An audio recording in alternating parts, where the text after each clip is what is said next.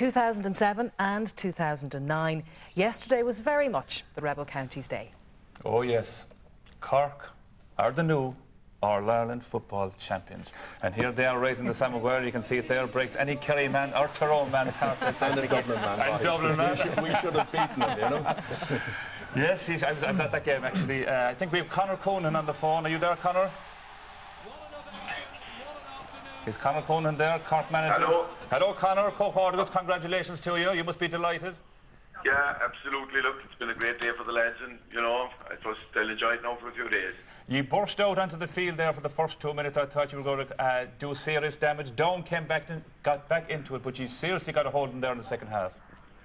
Yeah, I suppose, you know, it was looking great coming up to half-time, but we got a few points that dragged them back to 3 points at that stage, and then I suppose the second half we got on top again, and you know, just got enough in the finish.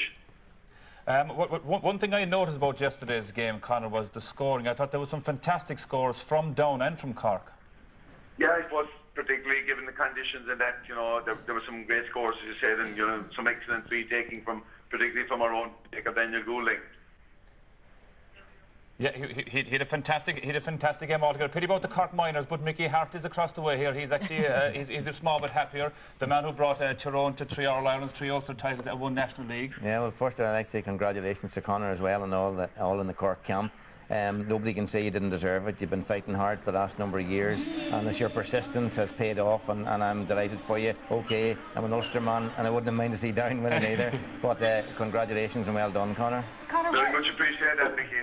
Conor, where are you now, and the team? We're on the road. We're just outside of Portlaoise at this stage. Oh, send my regards. I will. Conor, tell them she'll be home for Christmas. There'll be no panic. I'll be home long before then. Well, look, enjoy the celebrations. You'll have a wonderful time when you get back there tonight, and well deserved well as done well. To Cork. Mickey, on that, I mean, it was a fascinating game because it seemed to me as though Down came out, put their hearts and souls into it, and burnt themselves out.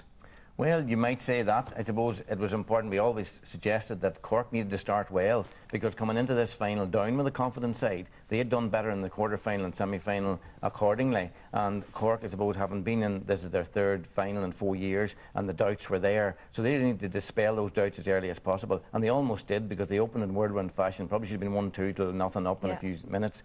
And then when that didn't happen, they were in a bit of trouble again. And Down got a hold of the game. And yes, you did see their confidence and their so-called swagger, you know, come into play. And they were far more aggressive in getting the hard tackles in, if you like, and winning ball back, and had themselves in a very strong position. But lo and behold, as often happens, they let it slip a little bit at a vital time, just before half-time, and for to go in only 3 points up was not a good place for them with the amount of football they'd played. Of course, Mickey, there's another man on the phone at the moment, a man who we're all going to miss. We've been listening to him, well, I've only been listening for the last 30 years, but I think he's been there for about 7 decades. Micheál Muircheartaigh tá céad míle fáilte rót agus Co-Hortigus.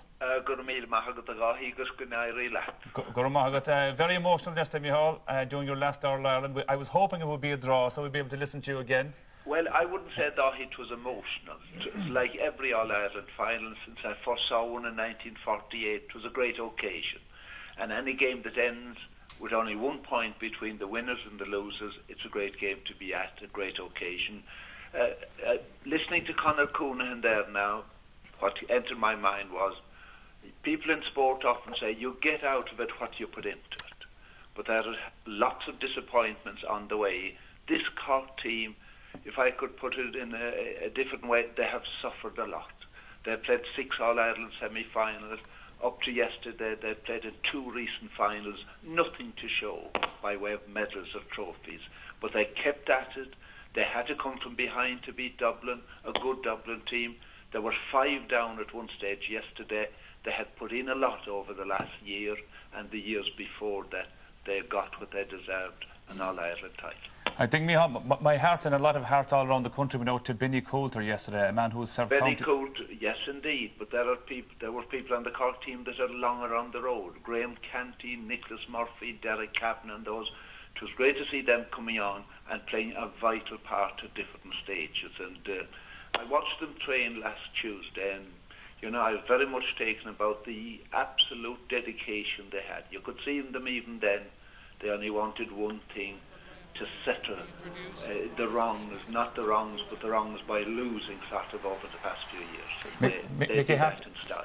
Mickey Harte, do you think it was tactics bringing Graham Canty on that stage of the game? Because the whole thing seemed to change after he came on. Yeah, it was very different. People were comparing this to the Henry Shefflin case, but they were totally different injuries. And the one injury that Graham Canty had was a hamstring injury. And what was going to cause him bother was fatigue. So if he was to start the game, it's highly unlikely he would finish it. So you had to hold him back and put him in. Again, it was very clever of Conor Counihan. He could have put him on at half-time, but holding him back to put him on to get the Cork crowd behind the injection of him coming on. Very strategically well done, and obviously Graham delivered as well. Brian O'Connor. No, he's a great man to inspire the teams always. And one thing about the Cork players on Tuesday night last, there was an old friend with me, John Egan, a former Kerry player who had an accident recently and was ill for a while. He's made a great recovery and he was up in the stand. Conor Counihan came up to greet him, as did many of the Cork players. And you know what people say about Kerry and Cork, they keep away from each other.